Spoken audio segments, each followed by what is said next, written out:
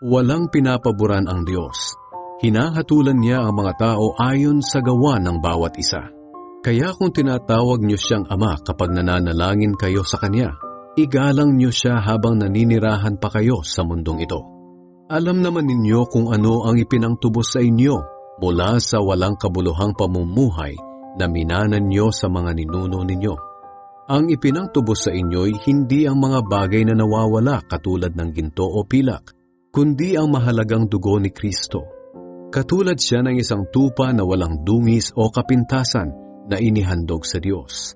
Bago pa likhain ang mundo, pinili na ng Diyos si Kristo para maging tagapagligtas natin. At ipinahayag siya ng Diyos nitong mga huling araw, alang-alang sa inyo. Sa pamamagitan niya, sumasampalataya kayo sa Diyos na muling bumuhay at nagparangal sa Kanya. Kaya ang pananalig niyo ay sa Diyos, at umaasa kayo sa Kanya na muli niya rin kayong bubuhayin at pararangalan.